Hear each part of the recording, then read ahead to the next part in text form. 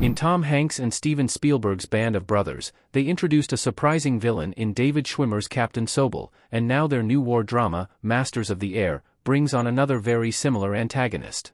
This should come as no surprise, as Masters of the Air is a companion to Band of Brothers, and its spin-off series, The Pacific. All three were created by World War II television duo Tom Hanks and Steven Spielberg. Masters of the Air is the latest installment, and follows the true story of the 100th Bombardment Group in the U.S. Army Air Forces. Though the most obvious villains in Band of Brothers are the German forces Easy Company fights in the European theater, there are other sources of evil apparent throughout the series. Namely, Captain Sobel stands out as a particularly cruel presence for the men of Easy Company. As their superior during basic training, Sobel uses his status to demean and punish the soldiers.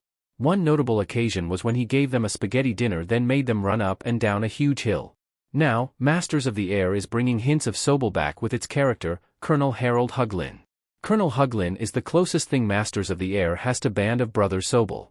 In the style of Band of Brothers Captain Sobel, Masters of the Air has introduced another power-hungry commander in Colonel Harold Huglin.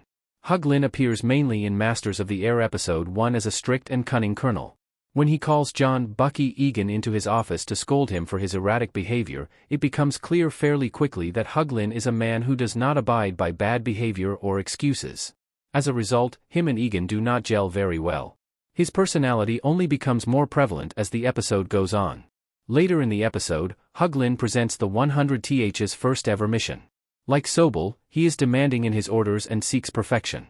But, also like Sobel, his plan does not work out like he hoped it would. In the same way that Sobel gets lost once Easy Company hits European ground, Huglin's mission becomes botched when a plane turns back due to engine troubles and nearly an entire section of B-17s is shot down by German planes. Huglin's frustration is apparent, showing that he is not an easygoing character to be around. What happens to Huglin in Masters of the Air? Two pilots fly a plane on fire in Masters of the Air. One notable difference between Sobel and Huglin is the way they exit.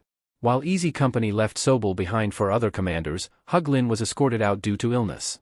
In Masters of the Air Episode 1, he is seen vomiting blood twice, indicating that he has some serious condition that he is attempting to keep secret. However, after their failed flight, as noted in Episode 2, Huglin is taken away to be checked out. Huglin's illness could be anything from stomach ulcers to cancer. However, Masters of the Air has yet to give answers to their honorary Captain Sobel.